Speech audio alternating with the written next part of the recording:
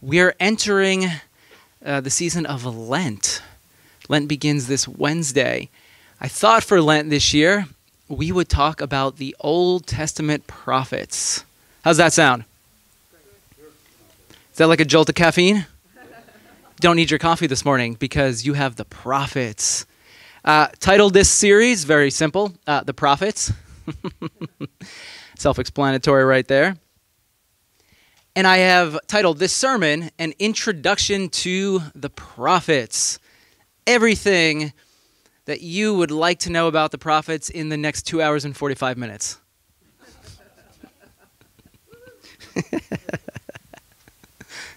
I see a few people leaving already. Let's begin with two questions, shall we? Why the prophets and why now? Why, for the next 6 weeks, are we devoting ourselves to talking about the Old Testament prophets? Why are we doing it right now, February, was it the 19th, 2023? I mentioned before, we're in the season of Lent. Lent begins on Wednesday with Ash Wednesday. So I know we're a little early for Lent, but here's how I justify it. Over the past couple of years, we begin celebrating Lent the Sunday after Ash Wednesday. So I have a couple of days stored up for us to, a couple Sundays stored up to talk about it, right? We're okay with doing another week for Lent? Is that cool for all of us? And I know Lent isn't necessarily our favorite time. Sometimes it can be a bit depressing.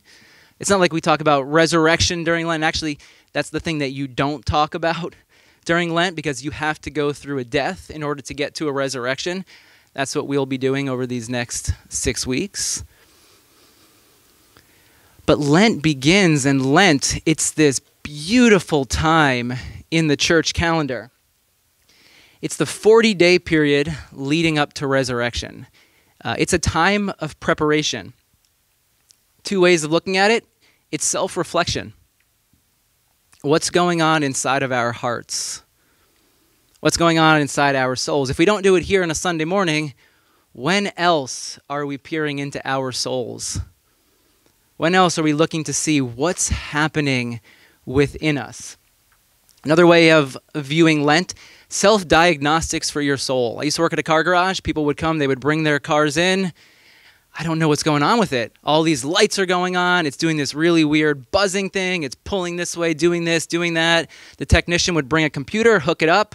Some codes would come up, and then they would know exactly, most of the time, sometimes it'd be a head scratcher, but most of the time, once that computer was plugged in and they ran those diagnostic tests, they would be able to know what exactly is happening with the car, and then you can begin the process of fixing it.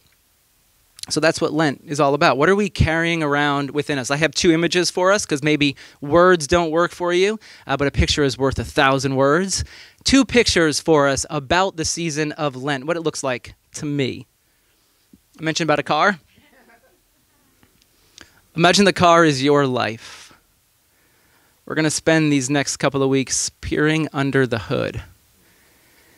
I get it. That can be uncomfortable for some, many, if not all of us. That's why we sit in these seats from time to time, because we want to push everything to the side. Sometimes we do what we can to avoid looking under the hood. Oh, it's okay. It'll resolve itself eventually. We numb ourselves. We do everything we can to prevent opening the hood and looking within. Yet this is what Lent is all about. It takes courage, strength, and we peer inside to see, well, what exactly is happening within our souls? Here's another picture.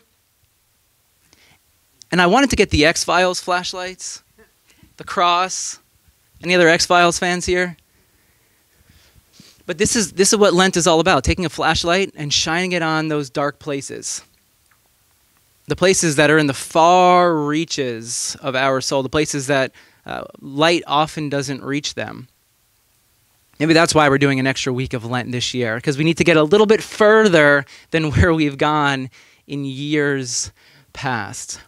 So here are two pictures for us as we begin the journey of Lent. My prayer for us is that we would walk forward with the courage to explore everywhere these next few weeks will take us.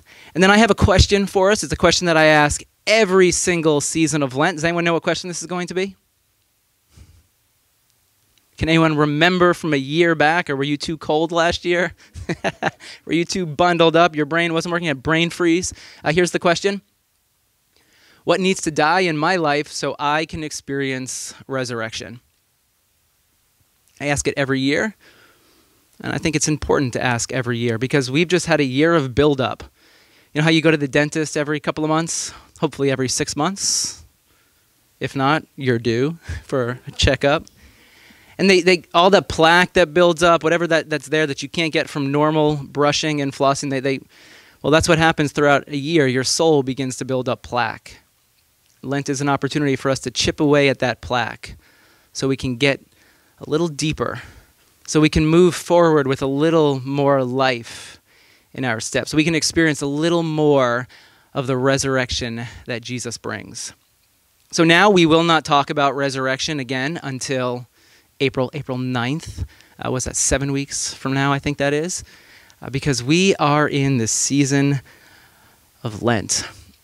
Now you're probably wondering, okay, well, where do the prophets come in? I understand we're going to talk about Lent because I know that we're in this season, but why will we talk about the prophets for these next couple of weeks? In the Old Testament, it's divided into 3 large parts. You have the Torah, Genesis, Exodus, Leviticus, Numbers, Deuteronomy. Then you have the prophets, and then you have wisdom literature.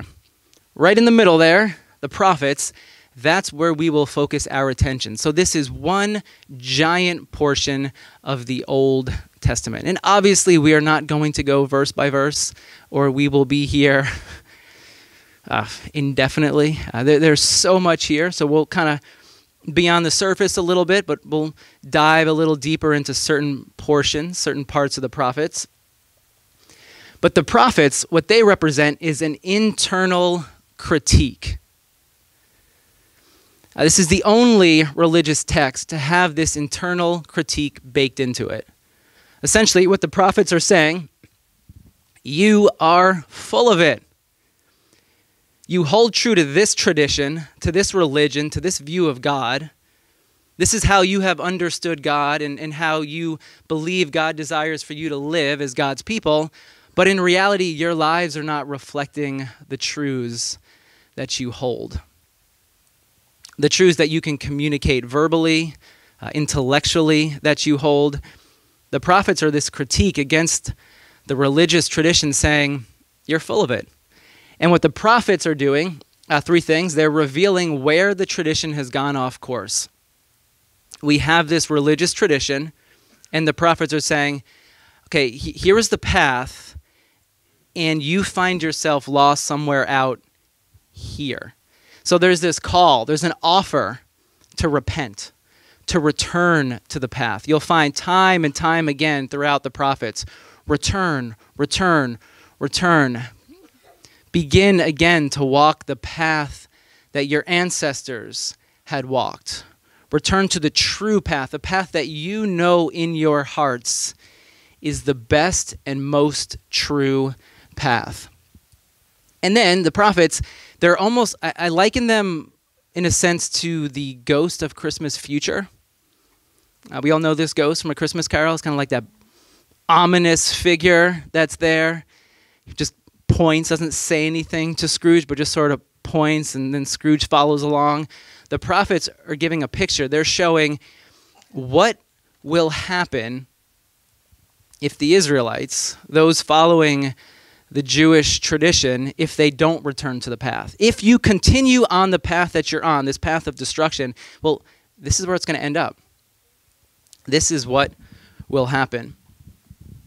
Now let's talk about one big misconception of the prophets. For many people, the only role of the prophets is that they would predict the future. So the prophets sort of look like this.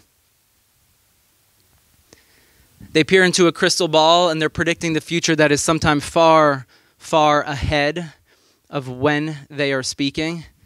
But this isn't true about the prophets, because the prophets were speaking to real people in real situations.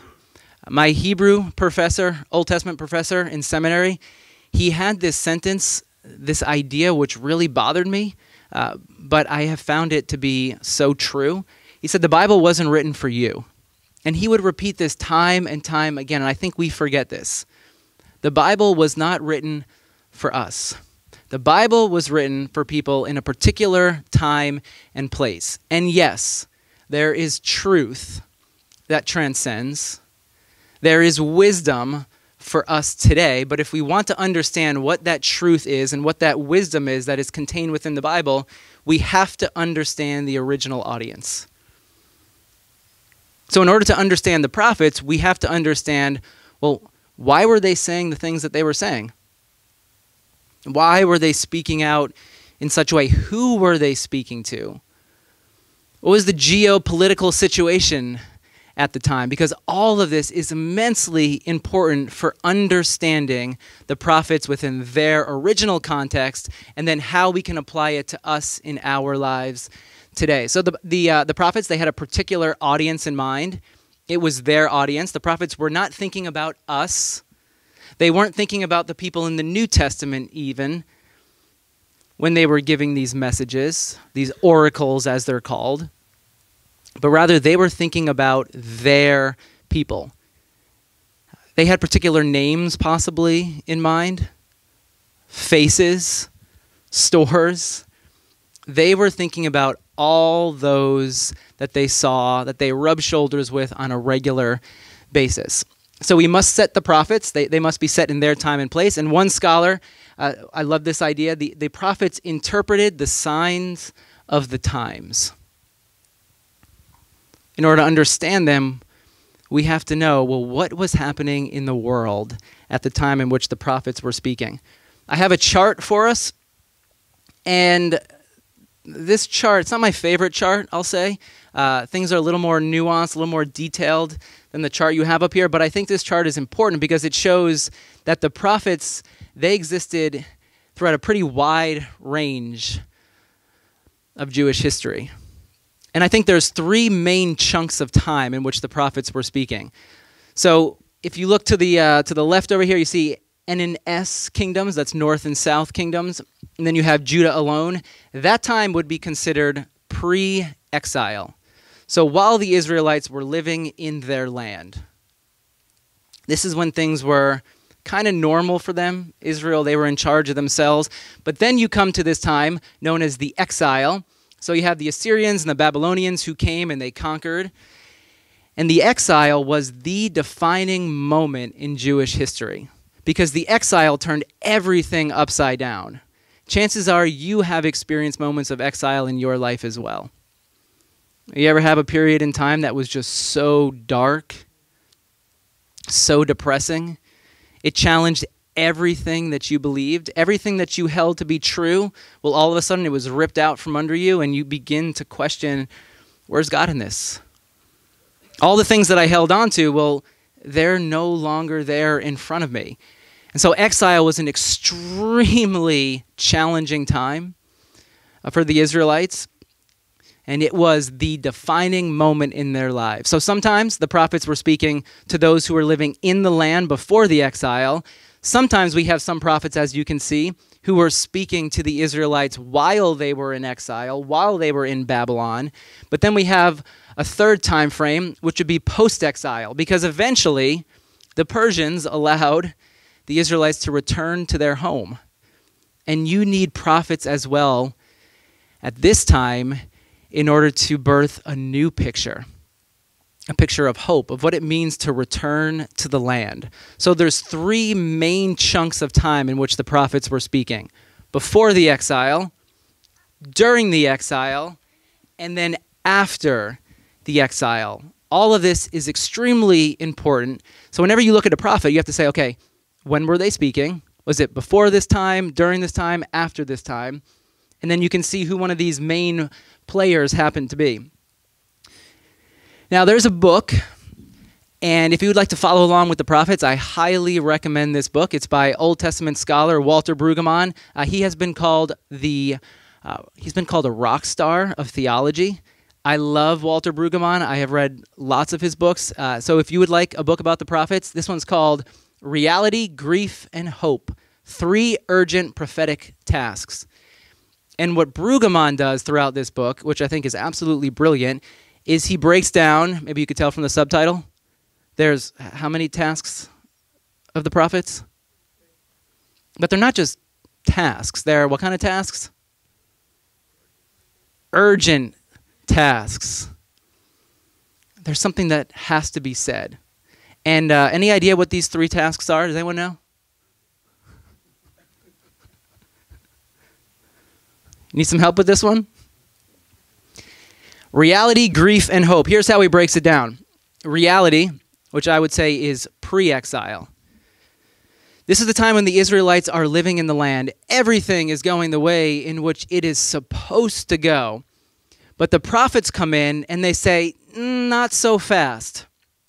There are some things that are boiling under the surface. I know you think everything is great right now. I know you think everything will continue this way forever, but let me give you a picture of reality. There's some things that are happening in the far corners of the kingdom, the far corners of your soul. And the truth is, the reality is, they're not going, this way of living is not going to continue forever. What's happening under the surface is actually leading you down a dark path. Because for the Israelites at this time, especially for the elite, those who are in power, they held to this idea of chosenness, of privilege. They were special because they were God's people. And so those in power, in a sense, what they were doing is they were hiding behind the idea of God.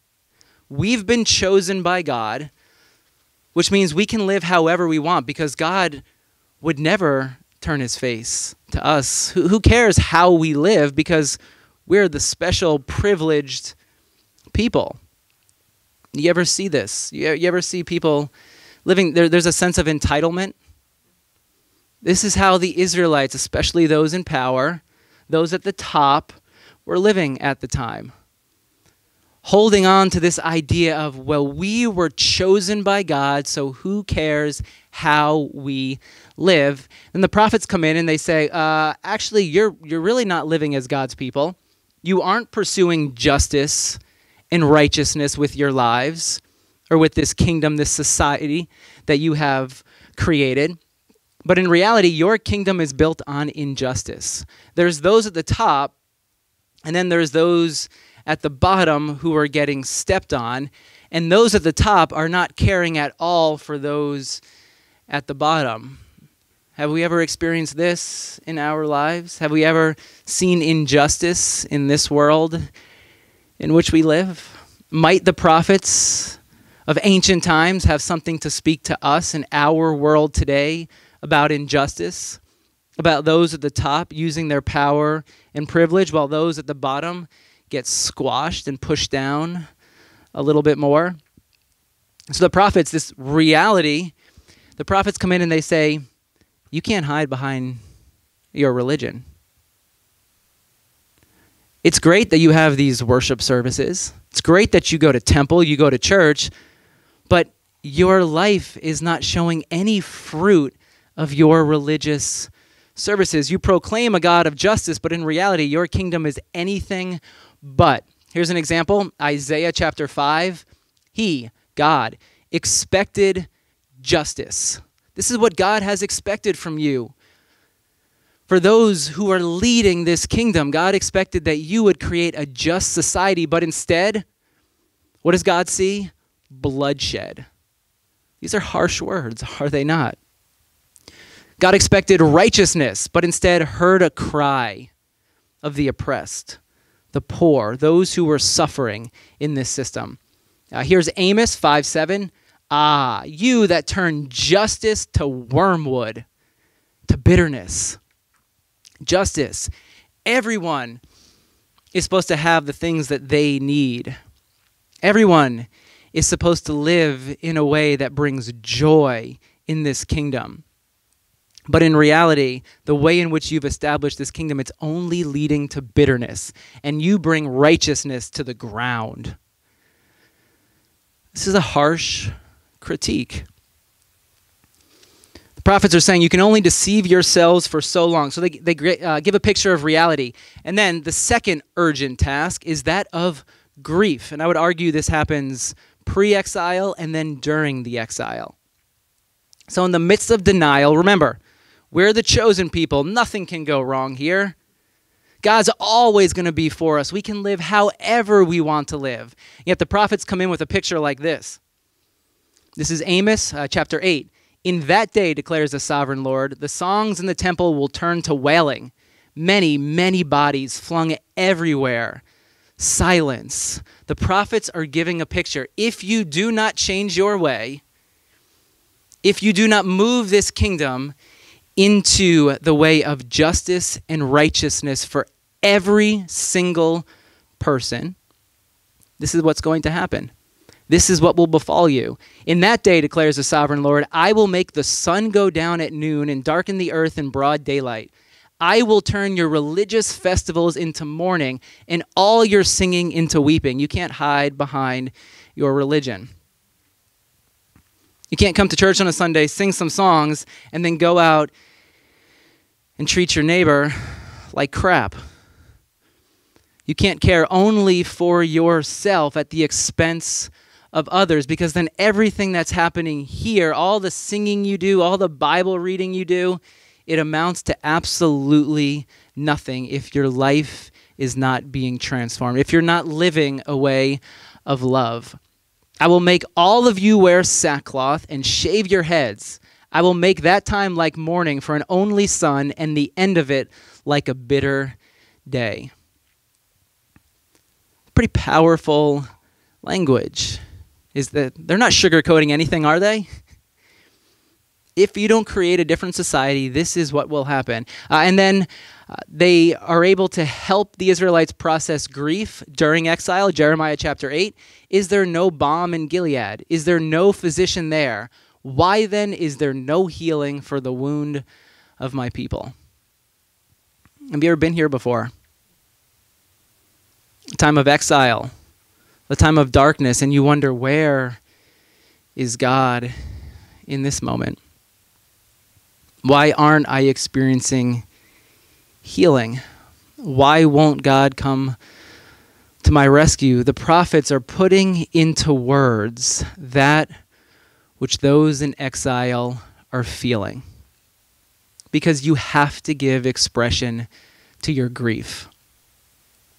You can't allow the darkness just to simmer and to stay there, but rather it has to come out. You have to give it voice. This is what the prophets are doing. They are speaking for the people, giving an example. This is how you work through your grief.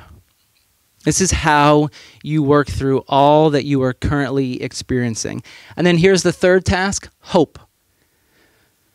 Because you can't just stay in grief. God doesn't simply leave us in grief, but there's a picture of hope. And this happens during the exile, and then it happens in post-exile, after the return. There's hope amid despair. And the picture that the prophets give is that God will restore. God will restore that which has been lost. That which has been broken, God will heal. And I love this idea, the judgment, it's temporary.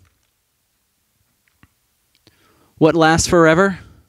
Not judgment, but God's love.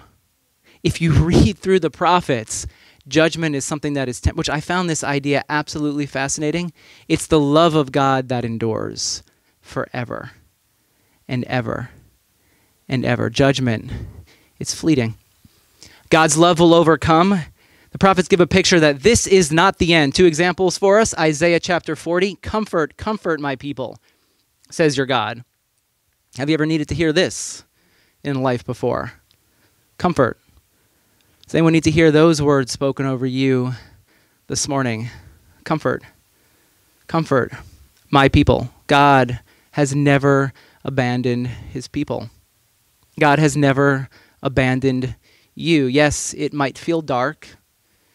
It might feel hopeless for a time, but the truth is God is ever present with you. Comfort, comfort my people. Speak tenderly to Jerusalem. Proclaim to her, her hard service has been completed.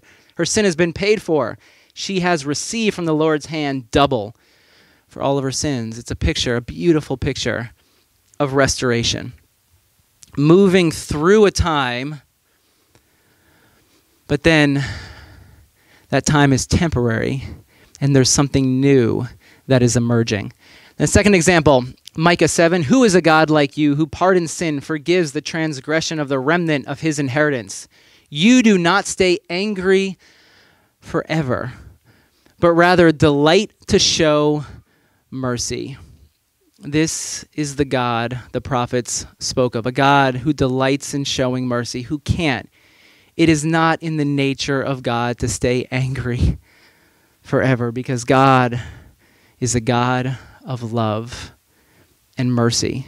And God is angry because a system has been created that does not work for everyone. And some people are being oppressed and pushed down.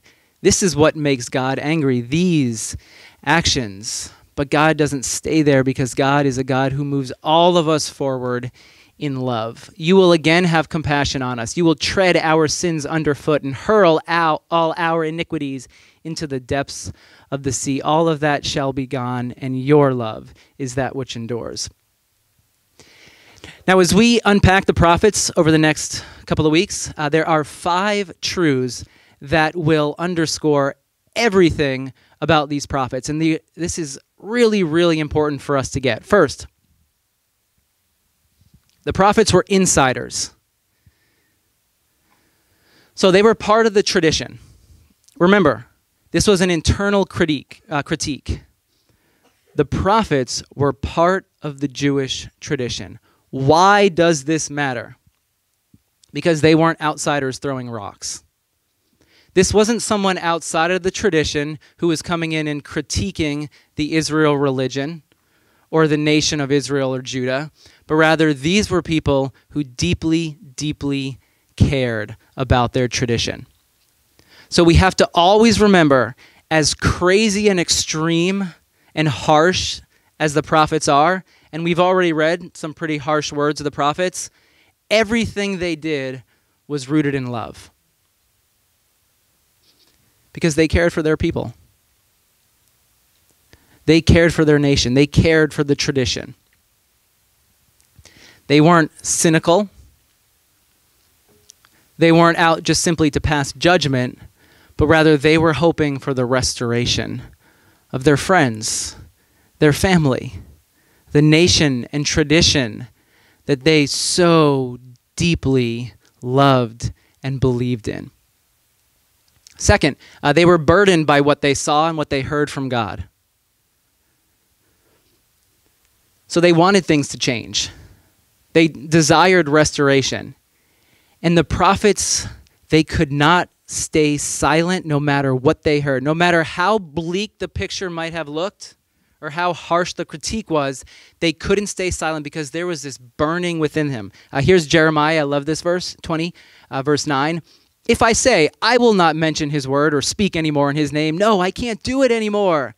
No, it's too dark. People don't like me. It's too depressing. But if I were to say this, his word is in my heart like a fire shut up in my bones. I am weary of holding it in. Indeed, I cannot. The prophets carried with them a deep burden for the Israelites and the Jewish tradition.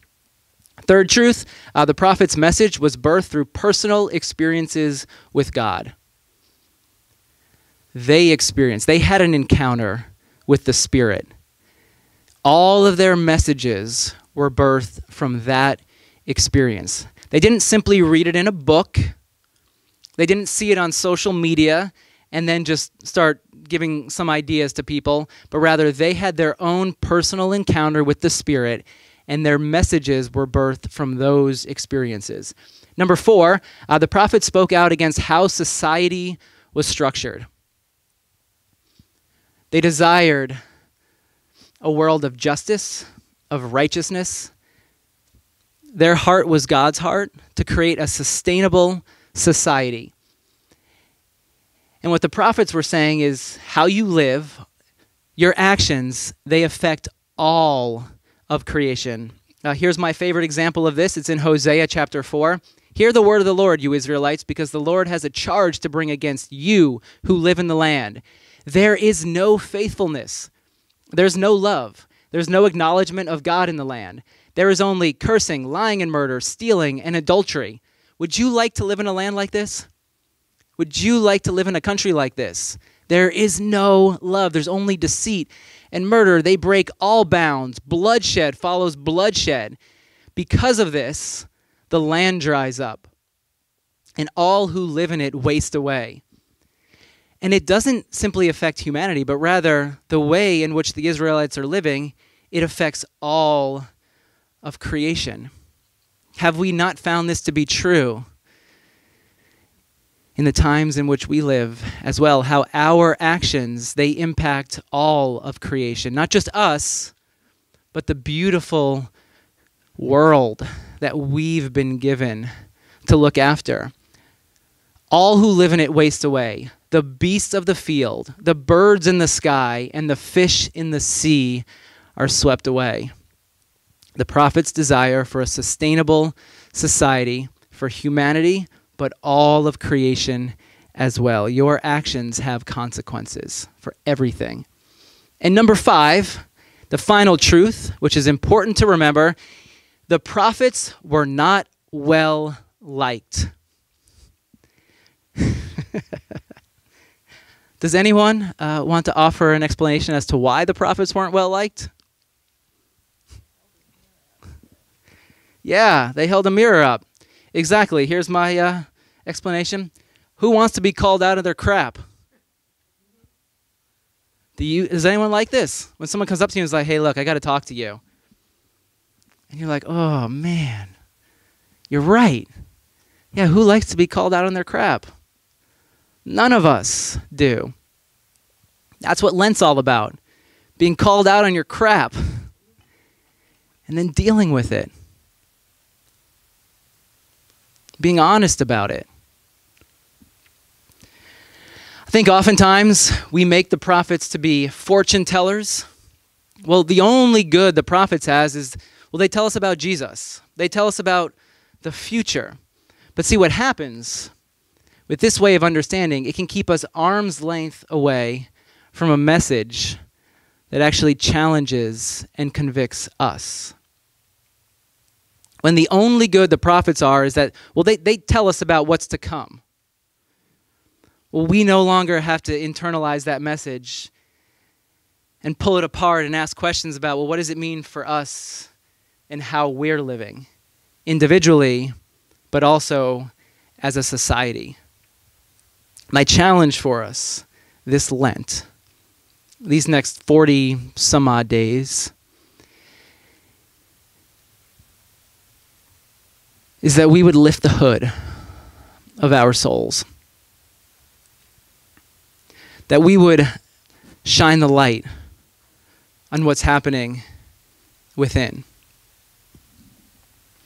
That we would ask that question, what does need to die in my life? What's not leading me in a good direction? What's not leading this world, this creation, in a good direction?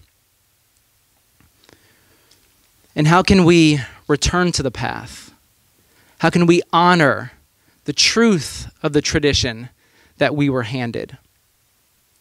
Not a tradition that hides behind religion, but a tradition that is rooted in love and justice. Creating a sustainable society, the thing that God desires for all of us to be a part of. To create a world where no one is left behind, where everyone's voice is heard, where everyone has access to all the things that we need to survive in life. So this Lenten season, we'll shine the light and we'll listen. We'll ask God what in our lives needs to go so we can move forward in greater love and justice.